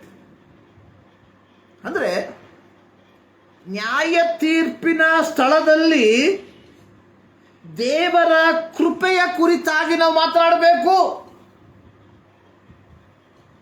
ಯೋಹಾನನ ಸುವಾರ್ತೆ 8ನೇ ಅಧ್ಯಾಯದಲ್ಲಿ ಕೆಲವು ವ್ಯಕ್ತಿಗಳು ಒಬ್ಬ ಹೆಂಗಸನ್ನ ವ್ಯಭಿಚಾರದಲ್ಲಿ ಹಿಡ್ಕೊಂಡೇನು ಮಾಡಿದ್ರು? ಯೇಸು ಸ್ವಾಮಿ ಬಳಿಗೆ ಕರ್ಕೊಂಡು ಬಂದರು.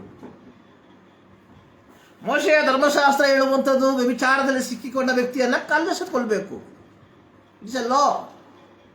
ಸೊ ತಂದಂತ ವ್ಯಕ್ತಿಗಳು ಯೇಸು ಸ್ವಾಮಿ ಬಳಿಗೆ ಹೇಳ್ತಾ ಇದ್ದಾರೆ, ಈಕೆ ವ್ಯಭಿಚಾರ ಮಾಡುವಾಗ ಸಿಕ್ಕಿಬಿದ್ಲು, ವ್ಯಭಿಚಾರ ಮಾಡುತ್ತಿರುವಾಗಲೇ ಕೈಗೆ ಸಿಕ್ಕಿದ್ಲು. ಆದರೆ ಈಕೆಯೊಂದಿಗೆ ವ್ಯಭಿಚಾರ ಮಾಡಿದ ವ್ಯಕ್ತಿಯನ್ನ ನೈಸಾಗಿ ಹೊರಗೆ ತಳ್ಬಿಟ್ರು, ಈಕೆಯನ್ನ ಮಾತ್ರ ಹಿಡ್ಕೊಂಡು ಬಂದಿದ್ದಾರೆ. ಮೋಶೆಯ ಧರ್ಮಶಾಸ್ತ್ರ ಹೇಳುವಂಥದ್ದು ಇಬ್ಬರನ್ನ ಕಲ್ಲೆಸೆದುಕೊಳ್ಬೇಕೆಂಬುದಾಗಿ. ಆದರೆ ಇವರೇನು ಮಾಡಿದ್ರು? ಈಕೆಯೊಂದಿಗೆ ವ್ಯಭಿಚಾರ ಮಾಡಿದ ವ್ಯಕ್ತಿಯನ್ನ ನೈಸಾಗಿ ಹೊರ ಕಳಿಸ್ಬಿಟ್ಟು ಈಕೆಯನ್ನ ಯೇಸು ಸ್ವಾಮಿ ಬಳಿಗೆ ತಂದಿದ್ದಾರೆ.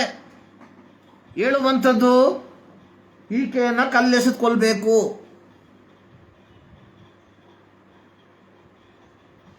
ಯೇಸು ಸ್ವಾಮಿ ಏನು ಮಾತಾಡಲಿಲ್ಲ. ಯೋಹಾನ 8ರಲ್ಲಿ ಅದರ 7ನೇ ವಾಕ್ಯದಲ್ಲಿ ಯೇಸು ಸ್ವಾಮಿ ಹೇಳ್ತಾ ಇದ್ದಾರೆ, ನಿಮ್ಮಲ್ಲಿ ಪಾಪವಿಲ್ಲದವನು ಯಾರು ಅವನೇ ಮೊದಲು ಆಕೆಯ ಮೇಲೆ ಕಲ್ಲನ್ನು ಹಾಕ್ಲಿ. ಎಲ್ಲ ಜಾಗ ಖಾಲಿ ಮಾಡ್ಬಿಟ್ರು. ಯಾಕಂದ್ರೆ ಬಂದಂತ ವ್ಯಕ್ತಿಗಳಲ್ಲಿ ಅರ್ಧಕ್ಕಿಂತ ಹೆಚ್ಚು ಈಕೆಯೊಂದಿಗೆ ವ್ಯಭಿಚಾರ ಮಾಡಿದಂಥ ವ್ಯಕ್ತಿಗಳಾಗಿರ್ತಾರೆ ಆಲ್ಮೋಸ್ಟ್.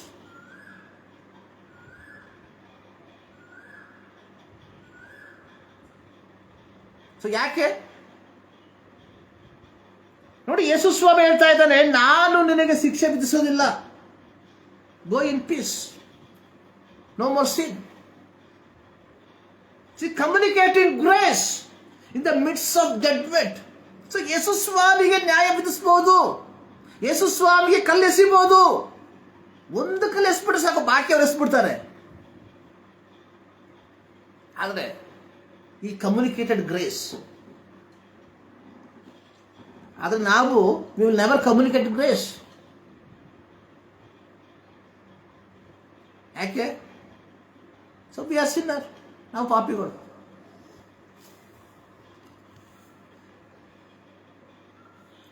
ಪ್ರಿಯರೇ, ಈ ಮುಂಜಾನೆಯಲ್ಲಿ ನಾವು ದೇವರ ಸನ್ನಿಧಾನದಲ್ಲಿ ಕುಳಿತುಕೊಂಡಿರಲಾಗಿ,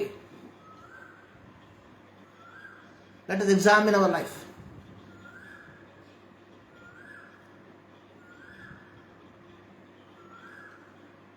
ಸೊ ನಾವು ನಮ್ಮ ದೈನಂದಿನ ಜೀವಿತದಲ್ಲಿ ದೇವರ ಪ್ರೀತಿಯನ್ನ ಪ್ರತಿಬಿಂಬಿಸ್ತಾ ಇದ್ದೇವಾ?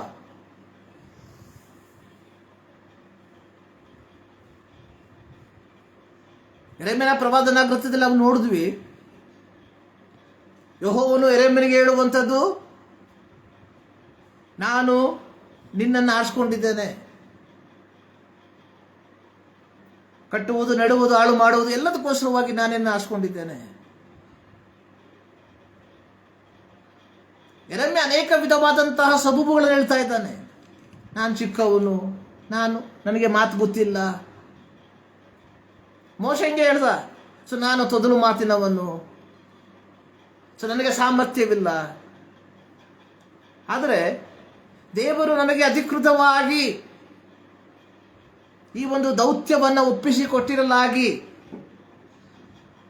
ನಾವು ದೇವರಿಂದ ಹೊಂದಿಕೊಂಡಂಥದ್ದನ್ನ ಯಥಾ ಪ್ರಕಾರವಾಗಿ ಸಾರುವಂಥವರಾಗಿದ್ದೇವ ಎಂಬುದನ್ನು ನಾವು ಒಮ್ಮೆ ಯೋಚಿಸಬೇಕಾಗಿರುವಂಥದ್ದು ಬಹಳ ಪ್ರಾಮುಖ್ಯ.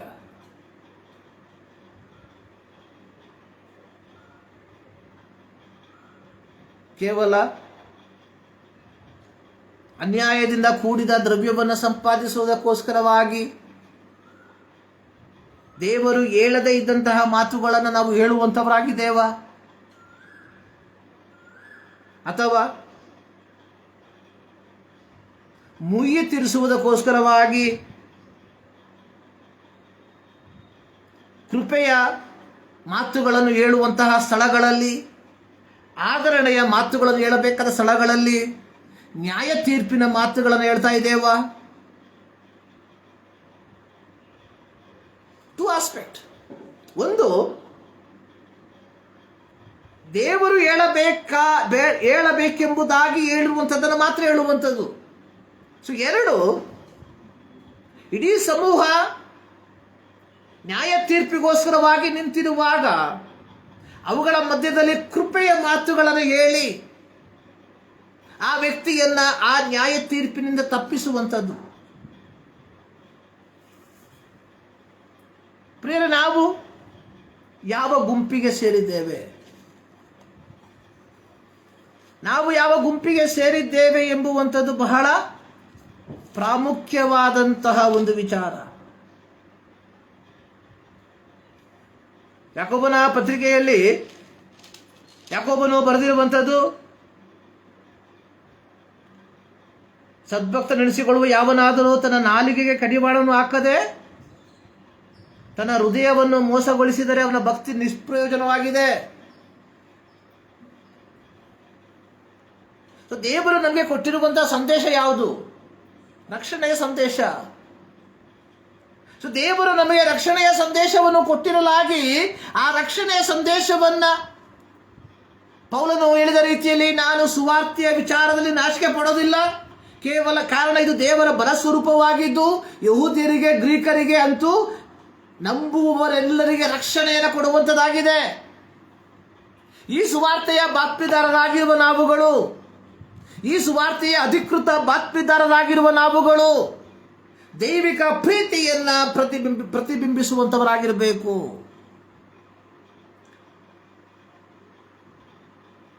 God so loved the world. ದೇವರು ಲೋಕದ ಮೇಲೆ ಎಷ್ಟೋ ಪ್ರೀತಿಯನ್ನು ಇಟ್ಟ.